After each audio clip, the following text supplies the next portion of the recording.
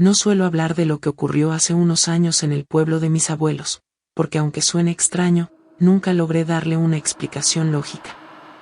Todo sucedió en Michoacán, un lugar donde las tradiciones del Día de Muertos son profundas y respetadas.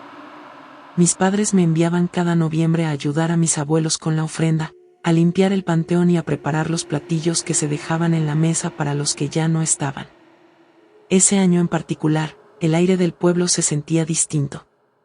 Había un silencio raro en las noches, como si los perros hubieran decidido callar y hasta el viento soplara con menos fuerza.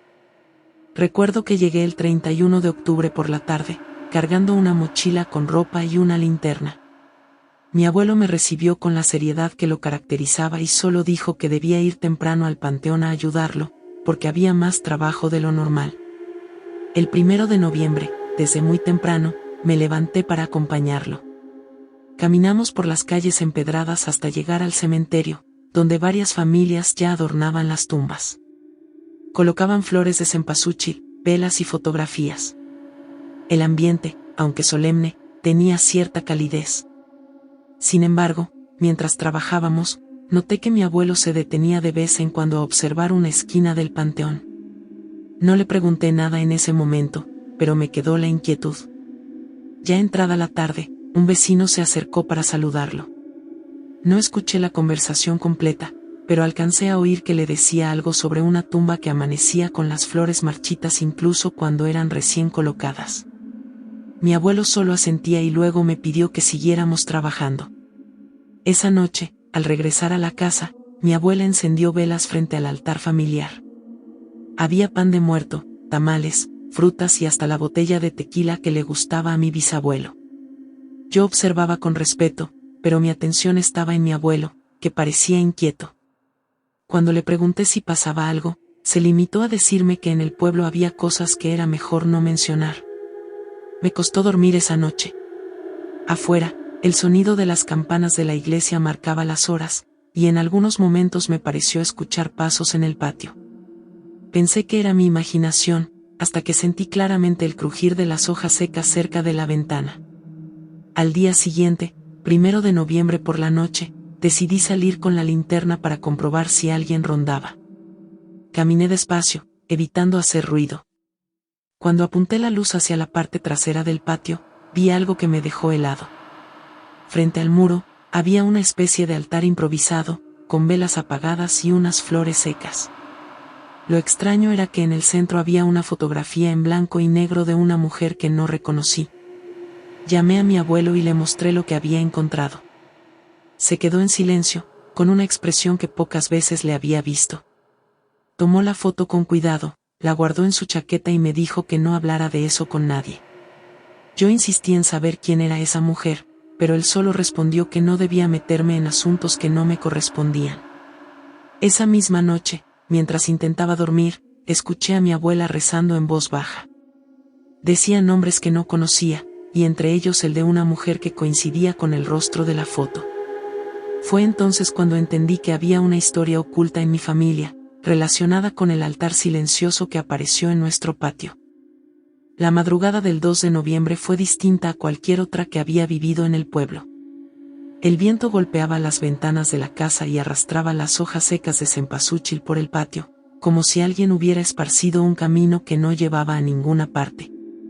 Apenas pude dormir, con la mente dando vueltas sobre la fotografía que encontramos en el altar improvisado. Al amanecer, me levanté con la intención de preguntar directamente a mi abuela por aquella mujer. Ella estaba en la cocina preparando atole, y cuando le mencioné la foto en blanco y negro, se quedó quieta unos segundos, con la mirada clavada en la cazuela. Luego me dijo que no insistiera, que esas cosas solo traían problemas. Su respuesta no me convenció, pero entendí que no me diría nada más. Ese día el panteón estaba lleno. Las familias encendían velas y los niños corrían entre las tumbas, mientras los adultos contaban anécdotas de los difuntos. El olor a incienso y a flor impregnaba todo el aire. Yo trataba de distraerme con la actividad del lugar, pero cada vez que pasábamos cerca de cierta esquina del cementerio, la sensación de incomodidad volvía. Era justo el sitio donde la víspera vi que mi abuelo clavaba la mirada. Por la tarde, mientras ayudábamos a limpiar una lápida cubierta de polvo, me armé de valor y le pregunté quién era la mujer de la foto. Mi abuelo dejó de frotar el mármol y me miró fijamente, como si evaluara si merecía o no una respuesta. Finalmente dijo que era mejor que me olvidara del tema, aunque al ver mi insistencia terminó cediendo unas palabras. Explicó que aquella mujer había muerto joven, hacía más de 50 años, y que en su tiempo había provocado muchos conflictos en el pueblo. No dijo más, pero sus ojos mostraban un peso que iba más allá del cansancio. Al caer la noche, mientras las velas iluminaban la ofrenda familiar, escuchamos golpes en la puerta principal. No eran fuertes, sino rítmicos, como si alguien golpeara con los nudillos de manera paciente. Mi abuelo abrió, pero no había nadie. El suelo de tierra estaba cubierto de pétalos, aunque no recordaba haber visto a nadie pasar por la calle. Intentamos no darle importancia, pero el ambiente dentro de la casa se volvió más pesado. Mis abuelos apenas hablaron durante la cena y después de recoger los platos me dijeron que me fuera a dormir temprano. Lo intenté, pero el sueño se me escapaba. Pasada la medianoche, escuché un murmullo proveniente del patio. Tomé la linterna y me acerqué a la ventana. Ahí estaba de nuevo el altar, aunque mi abuelo había retirado la fotografía. Las velas, apagadas horas antes, ahora brillaban con una llama tenue. El miedo me paralizó unos segundos. Luego, con el corazón golpeándome el pecho, bajé al patio. Sentí el frío de la tierra húmeda bajo mis sandalias mientras me acercaba. El altar olía a flores viejas y a humo. Al alzar la mirada, me pareció distinguir una silueta junto al muro, como la sombra de una mujer con el cabello largo. Cerré los ojos y parpadeé, pero cuando volví a mirar, la figura ya no estaba. Al regresar a mi cuarto encontré a mi abuelo esperándome en el pasillo. No llevaba linterna ni vela, pero parecía saber exactamente dónde había estado. Me dijo en voz baja que no debía acercarme más a ese altar, que había sido colocado ahí para recordar a alguien que no debía ser recordado. Yo intenté replicar, pero su mirada me cortó las palabras. Horas después, cuando por fin logré conciliar el sueño, tuve una pesadilla extraña. Caminaba entre tumbas iluminadas por velas y escuchaba el murmullo de una voz femenina que repetía mi nombre. Me desperté sudando y con un sabor metálico en la boca, como si hubiera mordido hierro. Lo más inquietante fue encontrarme con la linterna encendida a un lado de la cama, aunque yo estaba seguro de haberla apagado.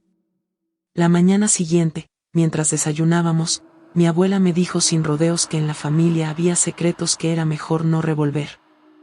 Aseguró que esa mujer de la foto no era solo una pariente lejana, sino alguien que había estado vinculada con prácticas que el pueblo prefería olvidar. No me dio detalles, pero habló de brujería, de favores que pedía la gente desesperada y de muertes repentinas que coincidieron con su presencia. Yo escuchaba sin saber si creer o no. Lo cierto es que algo extraño ocurría alrededor de ese altar, y mis abuelos parecían guardar una mezcla de miedo y respeto hacia lo que representaba. Por primera vez en mi vida, pensé que las ofrendas y las velas no solo eran para honrar a los muertos, sino también para mantenerlos a raya. El 2 de noviembre por la tarde, el pueblo entero se preparaba para la última jornada de ofrendas. Era el día más fuerte, cuando se creía que las ánimas ya habían visitado a sus familias y comenzaban a marcharse. Desde temprano, las calles estaban cubiertas de pétalos de cempasúchil que marcaban caminos hacia los altares, y el aire se llenaba de humo de incienso. En medio de todo ese ambiente, yo no podía dejar de pensar en la fotografía de la mujer y en las palabras de mi abuela sobre la brujería. Me debatía entre quedarme callado o seguir investigando. Finalmente, decidí salir por mi cuenta. Caminé hasta la esquina del panteón donde siempre veía a mi abuelo detenerse. Me agaché a observar las tumbas y encontré una más descuidada que las demás. No tenía velas, ni flores frescas, solo un nombre casi borrado por el tiempo. Me costó leerlo, pero reconocí el mismo apellido de mi familia. Regresé a la casa con el corazón acelerado y lo primero que hice fue preguntarle a mi abuelo si esa tumba tenía relación con la mujer de la foto. Su silencio confirmó mis sospechas. Al cabo de unos segundos, me dijo que aquella mujer había sido su hermana. Según me explicó, murió joven, pero no de manera natural. nadie hablaba de ella porque, en vida, había practicado cosas prohibidas. Decían que le pedían favores oscuros y que a cambio exigía ofrendas que no eran comunes. Su muerte fue extraña. Una enfermedad repentina que nadie supo explicar. Después de eso, algunos habitantes juraban verla en el panteón durante las noches de Día de Muertos, reclamando lo que le pertenecía. Para evitar que su recuerdo siguiera molestando a los vivos, la familia decidió no colocarle ofrendas, ni nombrarla en el altar principal.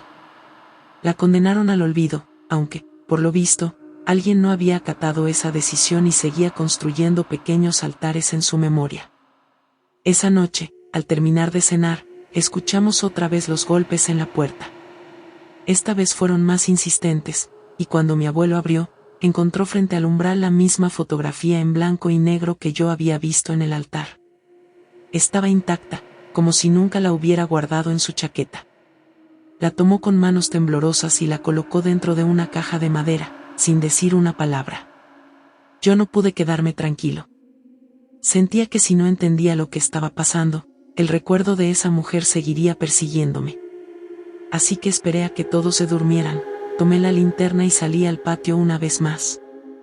El altar estaba ahí, con las velas encendidas sin que nadie las hubiera prendido.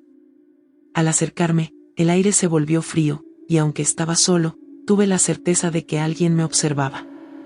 No sé qué me impulsó a hacerlo, pero me arrodillé frente al altar y pregunté en voz baja qué quería esa presencia.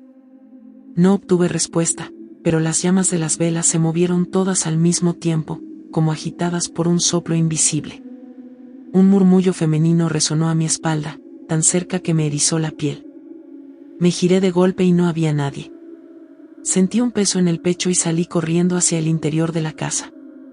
Al entrar, mi abuelo ya me esperaba en la sala, como si supiera lo que estaba haciendo. No me reprendió, solo me dijo que, para algunos, el Día de Muertos no era una celebración de recuerdos, sino una oportunidad para regresar y reclamar lo que se les negó en vida. Me aseguró que mientras viviéramos, nunca debíamos volver a poner flores en esa tumba, porque eso significaba darle fuerza a alguien que ya no debía tenerla. El resto de la noche transcurrió en silencio. No hubo más golpes en la puerta, ni pasos en el patio. A la mañana siguiente, el altar había desaparecido. Ni rastros de las velas, ni de las flores secas. Parecía como si nada hubiera estado ahí. Volví al pueblo un par de veces en los años siguientes, siempre durante esas fechas. Mis abuelos ya no están, pero cada noviembre regreso al panteón para colocar flores en las tumbas conocidas. Nunca más apareció aquel altar extraño, aunque cada vez que paso por la esquina donde estaba la tumba descuidada, siento que alguien sigue esperando. Hoy entiendo que las ofrendas no solo son homenajes. También son pactos, y a veces el olvido es la única manera de mantener cerradas las puertas que no deben abrirse. Por eso, cuando camino entre los altares llenos de velas y fotografías, recuerdo la advertencia de mi abuelo: no todos los muertos deben ser recordados. La primera vez que escuché hablar de la secta fue gracias a mi tío Esteban. Él vivió muchos años en un pueblo de Guanajuato, un lugar conocido por sus callejones y por la manera en que celebran el Día de Muertos con altares enormes y procesiones que parecen interminables. Cada 1 y 2 de noviembre, los habitantes se visten de colores y llenan las calles con música, comida y flores. Sin embargo, Esteban me confesó que también existía otra tradición, una que nadie se atrevía a mencionar en voz alta. Supe de esto porque lo visité una temporada, cuando era estudiante y buscaba desconectarme de la ciudad. Llegué un 30 de octubre, y aunque la atmósfera era festiva, sentí algo extraño en las miradas de algunas personas. Había entusiasmo, sí, pero también un aire de tensión, como si todos estuvieran pendientes de algo que no formaba parte de la celebración oficial. La primera noche me quedé en casa de mi tío, en una construcción antigua cerca del centro. Mientras cenábamos, él me preguntó si ya había visto a los encapuchados. Yo no entendía a qué se refería. Sonrió de manera tensa y dijo que en los días de muertos, mientras la mayoría del pueblo festejaba, había quienes caminaban por los callejones en silencio, vestidos con túnicas oscuras. Nunca iban hacia el panteón principal ni se mezclaban con la gente. Su procesión siempre tomaba caminos ocultos, como si el pueblo mismo les hubiera reservado un espacio secreto. Pensé que exageraba, pero su expresión seria me hizo dudar. Esa noche apenas pude dormir, imaginando figuras moviéndose entre las sombras de las calles. El 1 de noviembre, acompañé a Esteban al mercado para comprar flores y velas para la ofrenda. Todo parecía normal, familias cargando ramos de cempasúchil, niños con calaveritas de azúcar en las manos, el olor a pan recién horneado impregnando el aire. Sin embargo, noté que ciertas personas evitaban cruzar miradas con mi tío. Parecía como si él supiera algo que los demás preferían ignorar. Ya por la tarde, después de colocar la ofrenda en la casa, me llevó a caminar por el pueblo. En una esquina apartada, me señaló un portón de madera viejo, casi a punto de caer. Me dijo que ahí se reunían los de la procesión oculta. Nadie sabía exactamente qué hacían dentro, pero cada año, durante esas fechas, se escuchaban cantos apagados y golpes de tambor que se prolongaban hasta la madrugada. Me invadió la curiosidad, aunque también cierto miedo. Esa noche, después de cenar, decidí salir a escondidas para comprobarlo por mí mismo. El aire estaba frío y las calles, iluminadas apenas por las velas que las familias dejaban en las ventanas. Caminé despacio hasta llegar al portón que me había señalado. Al principio no vi nada. Solo un silencio espeso, interrumpido de vez en cuando por las risas lejanas de quienes seguían con las festividades. Pero después de unos minutos escuché el sonido grave de un tambor, golpeado con lentitud. Luego vinieron voces, murmurando en un idioma que no reconocí. Me acerqué lo suficiente para ver entre las rendijas del portón. Dentro, la luz de varias velas revelaba figuras encapuchadas. No eran muchos, quizás una docena, pero la forma en que se movían en círculo, levantando las manos, me heló la sangre. En el centro del círculo había un altar distinto a los que conocía. No tenía comida ni flores. Solo huesos de animales, botellas vacías y lo que parecía ser una máscara de barro con rasgos exagerados. El tambor se detuvo de golpe y las voces cesaron. Uno de los encapuchados giró la cabeza hacia el portón, como si hubiera sentido mi presencia. Retrocedí de inmediato, con el corazón acelerado, y corrí de vuelta a la casa de mi tío. No le conté lo que había visto, pero esa noche escuché como desde la distancia los tambores volvían a sonar, cada vez más rápidos, hasta que el silencio volvió a cubrir el pueblo. El 2 de noviembre, mientras la gente acudía al panteón con música y velas, yo no podía dejar de pensar en los encapuchados. Me preguntaba si su procesión también ocurriría ese día y hacia dónde se dirigían. Lo más inquietante era que mi tío parecía saber más de lo que decía, pero evitaba el tema.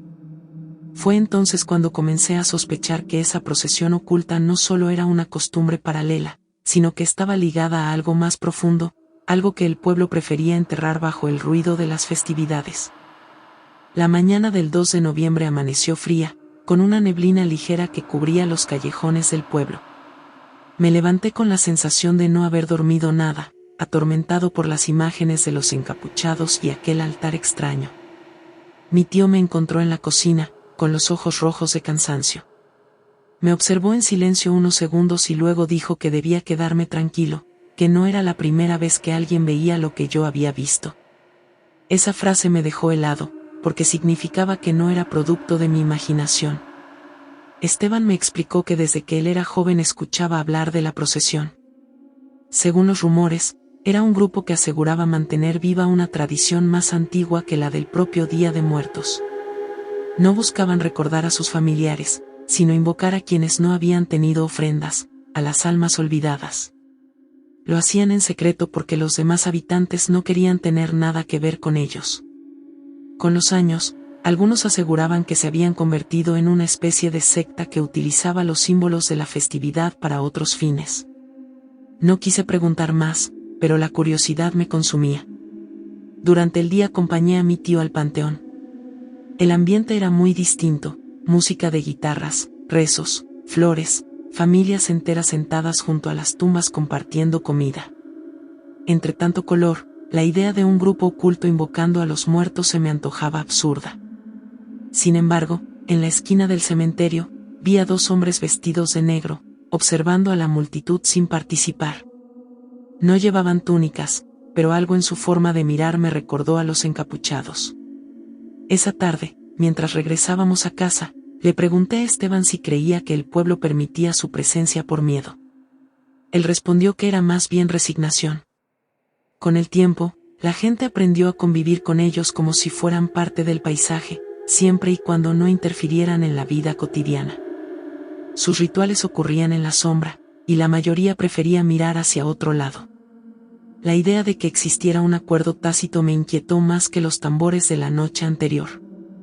Quise convencerme de que no había nada peligroso en ello, pero mi instinto me decía lo contrario. Por eso, cuando llegó la noche, decidí salir de nuevo. Esta vez, sin decírselo a mi tío, seguí el sonido de los tambores. El pueblo estaba iluminado por cientos de velas, y entre la música y las risas era fácil pasar desapercibido. Avancé por un callejón estrecho hasta que el bullicio se fue apagando y solo quedó el eco de los tambores. Me acerqué al portón viejo, pero estaba abierto. Desde ahí vi a los encapuchados salir en fila, cada uno sosteniendo una vela.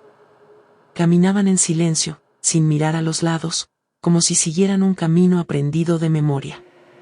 Mantuve cierta distancia y los seguí por los callejones desiertos.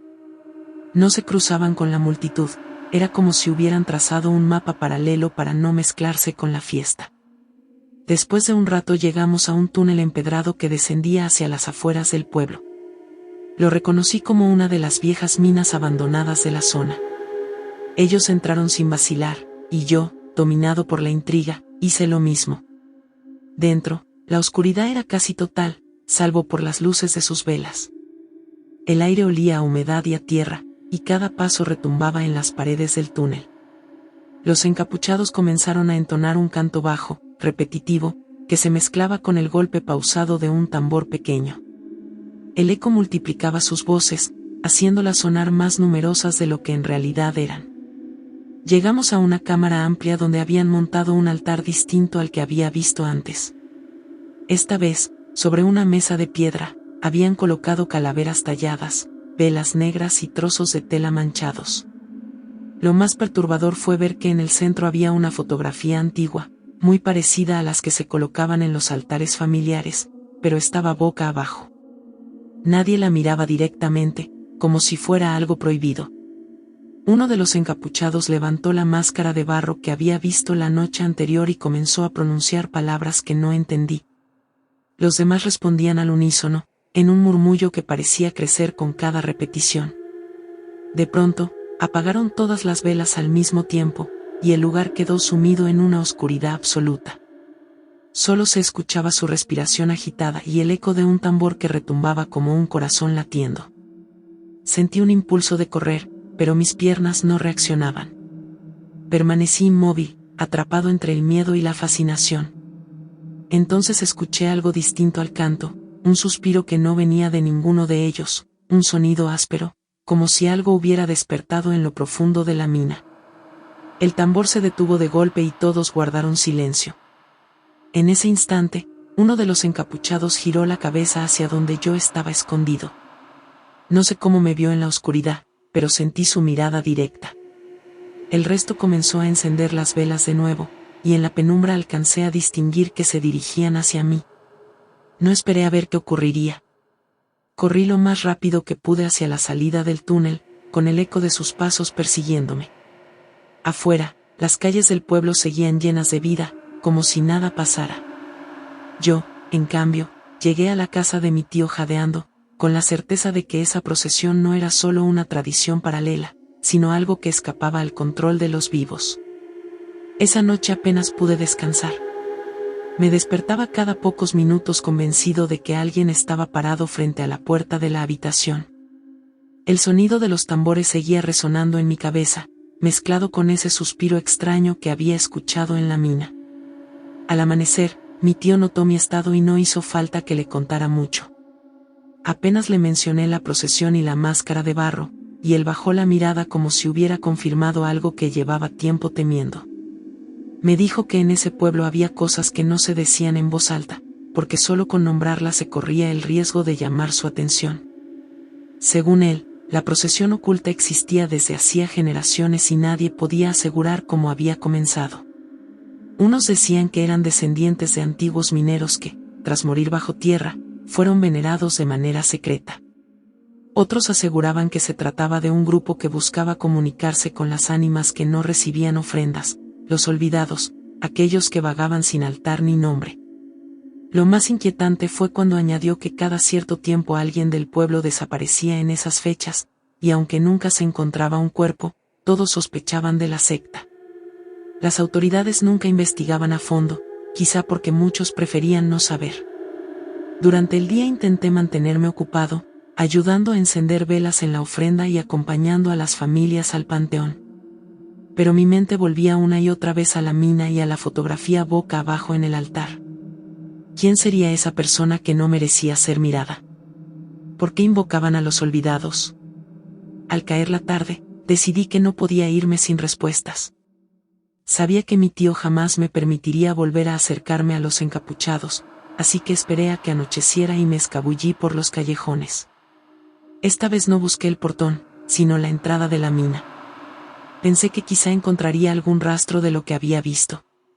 El lugar estaba en silencio, pero todavía se percibía un olor a humo y a cera derretida. Caminé con cuidado hasta la cámara donde habían hecho el ritual. El altar seguía ahí, aunque las velas estaban consumidas y la máscara de barro reposaba en el suelo. Lo que me heló fue ver la fotografía boca abajo en la mesa. Con las manos temblorosas, la levanté para verla. Era el retrato de un hombre joven, de rostro serio y mirada fija. En la parte inferior se leía un apellido que reconocí, el mismo que el de varias familias del pueblo. Comprendí entonces que los rituales no se hacían para cualquiera. Se trataba de nombres borrados de la memoria del pueblo, personas que habían sido excluidas de las ofrendas, condenadas al olvido. El grupo se encargaba de recordarlos a su manera, aunque no supe si para honrarlos o para mantenerlos presentes de forma más siniestra. Un sonido me sacó de mis pensamientos. Pasos lentos acercándose desde el túnel. Me escondí detrás de una roca y observé cómo los encapuchados entraban de nuevo, portando velas y murmurando. Esta vez eran más de una docena. Se colocaron en círculo y uno de ellos levantó la máscara de barro, colocándosela en el rostro. La voz que salió de su boca no era humana, era un murmullo grave, como si hablara con varias voces al mismo tiempo. Los demás respondían en unísono, pidiendo que los olvidados caminaran entre ellos. De pronto, la temperatura descendió bruscamente y una corriente de aire apagó varias velas. En la penumbra vi sombras moverse en el centro del círculo, pero no correspondían a los encapuchados. Eran más delgadas, más erráticas, como figuras hechas de humo que se contorsionaban. El miedo me paralizó. Una de esas sombras se acercó a la mesa y tocó la fotografía. Entonces, uno de los encapuchados cayó al suelo como si le hubieran arrancado la vida. Nadie se inmutó. Solo recogieron su cuerpo y lo dejaron a un lado, mientras seguían con el canto. Fue en ese instante que comprendí que sus rituales no eran simples rezos, sino intercambios.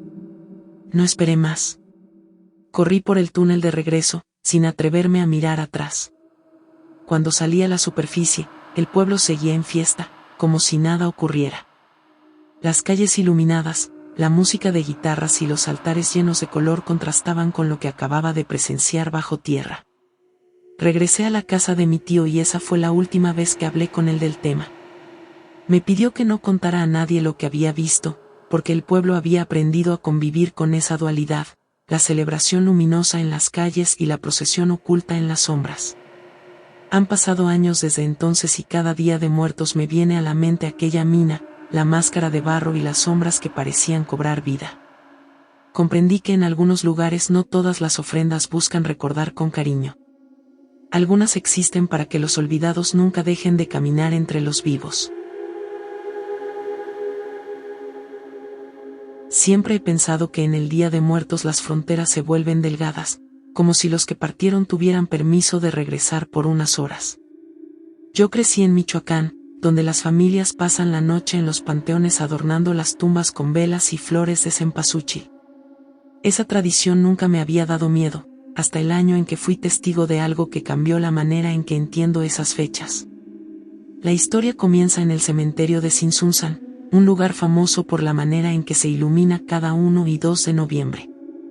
Esa noche acompañé a mi abuela a la tumba de mis bisabuelos. Ella llevaba canastas con pan, fruta y velas, mientras yo cargaba con un par de garrafones de agua para los floreros. Alrededor, otras familias hacían lo mismo, y el aire se llenaba con el aroma del copal y las flores. La tumba de mis bisabuelos estaba cerca de un árbol de pirul, algo apartado de las más concurridas. Mientras mi abuela arreglaba el altar, yo encendí una vela grande de parafina. La flama se mantuvo firme pese a la brisa que recorría el cementerio.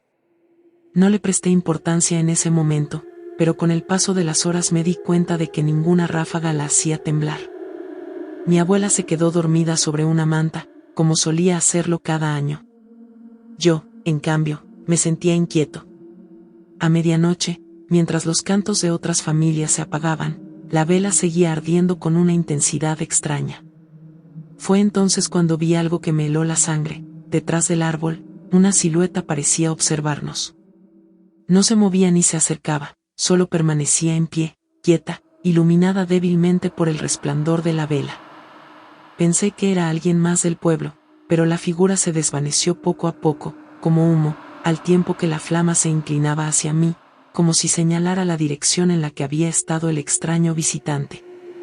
No quise despertar a mi abuela. Me quedé en silencio, escuchando los murmullos lejanos y el crujido de las hojas secas. Desde ese instante supe que esa noche no sería igual a las demás. La vela continuaba firme, incluso cuando otras alrededor se consumían. Decidí observarla de cerca y noté que la cera caía sin dejar rastro sobre la tierra, como si desapareciera en el aire. A lo lejos, los rezos de otra familia se interrumpieron de golpe, y alguien gritó en voz baja que había visto pasar a un niño entre las tumbas. Me armé de valor y di unos pasos hacia el árbol donde había visto la figura. El silencio era absoluto, roto solo por los ronquidos de mi abuela. En el suelo, entre raíces, encontré un pequeño objeto metálico cubierto de tierra. Era una medalla oxidada con la imagen de San Miguel Arcángel. La sostuve y sentí un escalofrío recorrerme los brazos. Regresé junto a la tumba y dejé la medalla sobre la ofrenda. Apenas lo hice, la vela parpadeó violentamente por primera vez en toda la noche, como si se agitara. Fue entonces cuando escuché un susurro detrás de mí. No eran palabras claras, sino un murmullo que me hizo girar de inmediato. No había nadie. Pensé en despertar a mi abuela, pero algo me detuvo. Parte de mí quería entender lo que estaba pasando. Observé de nuevo el altar y descubrí que la fotografía de mis bisabuelos estaba ladeada, aunque la había colocado bien minutos antes. Al enderezarla, sentí como si alguien rozara mi hombro. El resto de la noche me mantuve despierto, y cada tanto veía sombras entre las tumbas. Algunas podían ser personas del pueblo, pero otras parecían demasiado rápidas, demasiado etéreas. Lo único constante era la vela, que se negaba a apagarse. Cuando el amanecer comenzó a pintar el cielo, mi abuela despertó y se sorprendió al ver la vela intacta. Me dijo que era imposible, que esa vela debía haberse consumido horas antes. Yo no sabía qué responderle. Solo miraba cómo la flama seguía en pie, como si esperara algo más. Decidimos retirarnos con el resto de las familias. Mi abuela intentó apagar la vela soplando varias veces, pero la flama no cedía. Al final, la cubrió con un vaso de barro que llevaba para las flores. Yo cargué con el vaso y la vela dentro, sin atreverme a mirarla. En casa, dejamos todo sobre la mesa de la cocina. Cuando retiramos el vaso, la vela ya no estaba encendida. Lo extraño fue que la cera seguía entera, como si nunca hubiera ardido. Mi abuela palideció y me pidió que llevara la medalla a la iglesia del pueblo. Según ella, alguien había querido comunicarse con nosotros a través de ese objeto. Esa tarde, el párroco nos escuchó y dijo que la medalla pertenecía probablemente a alguien enterrado cerca de la tumba de mis bisabuelos. Aconsejó devolverla al cementerio, como ofrenda, y rezar por las almas del lugar. Volvimos al panteón y dejamos la medalla bajo el árbol de pirul. Cuando lo hice, sentí un alivio extraño, como si un peso se quitara de mis hombros. La vela, en cambio, nunca volvió a encenderse, aunque lo intentamos. Han pasado años desde aquella noche, y sigo sin saber qué significó en realidad. Algunos dicen que en Día de Muertos los objetos pueden cargar la energía de los que aún buscan ser recordados. Lo único que sé es que, desde entonces, cada vez que coloco una vela en la ofrenda familiar, me quedo observando con atención, esperando que alguna vuelva a negarse a apagarse. En mi barrio de Oaxaca había una casa que siempre llamaba la atención. No porque fuera grande o bonita, sino porque estaba en ruinas y, a diferencia de todas las demás, nunca tenía ofrenda durante el Día de Muertos. En una ciudad donde hasta las tiendas ponen altares, esa ausencia era demasiado notoria. De niño me contaban que ahí había vivido una familia que desapareció sin dejar rastro en los años 80. Algunos vecinos decían que se habían ido a Estados Unidos y nunca volvieron, otros aseguraban que murieron en circunstancias extrañas. Lo cierto es que nadie se atrevía a ocupar la propiedad. Pasaron los años y, ya de adulto, un grupo de amigos y yo decidimos entrar una noche de muertos. Fue una ocurrencia estúpida, lo sé ahora, pero en ese momento parecía emocionante. Queríamos comprobar si la casa guardaba algún secreto. Eran cerca de las 10 de la noche cuando nos escabullimos entre las calles adornadas con papel picado y velas. Afuera de la casa abandonada, la diferencia era evidente, mientras todo alrededor brillaba, esa fachada oscura parecía un hueco en medio de la celebración. Empujamos la puerta, que se dio con un rechinido. Dentro, el aire estaba impregnado de humedad y polvo. Lo extraño fue que, en el centro de la sala, encontramos una mesa con restos de velas consumidas y flores marchitas, como si alguien hubiera puesto una ofrenda hacía mucho tiempo y nunca la hubiera retirado. Mis amigos comenzaron a bromear, pero yo no podía apartar la vista de una fotografía enmarcada que estaba sobre la mesa. Mostraba a una familia, padre, madre y 2 niños pequeños. Los rostros estaban borrosos, como si la humedad hubiera borrado los detalles. Decidimos explorar la casa. En una de las habitaciones encontramos más retratos viejos, todos igual de dañados. Era imposible distinguir los rostros, pero lo que me inquietaba era que siempre aparecían las mismas 4 figuras. Mientras revisábamos, escuchamos un golpe fuerte en la sala. Corrimos de regreso y vimos que una de las velas apagadas estaba encendida. Nadie había tocado nada, y lo más extraño fue que la flama no iluminaba, solo parecía brillar hacia adentro. Uno de mis amigos dijo que era mejor salir, pero otro insistió en que debíamos seguir. Yo estaba dividido, porque algo dentro de mí sentía que estábamos profanando un lugar que no nos correspondía. Seguimos explorando y llegamos al patio trasero. Allí encontramos varias cruces de madera clavadas en la tierra, sin nombres ni fechas. Eran demasiadas, más de 10. Nos quedamos en silencio, comprendiendo que quizá la historia de la desaparición de esa familia era más oscura de lo que imaginábamos. Al volver a entrar, la vela seguía encendida. Esta vez, sin embargo, había más flores frescas sobre la mesa, como si alguien las hubiera colocado en esos minutos. El aire se volvió pesado, y sentí una presión en el pecho que me dificultaba respirar.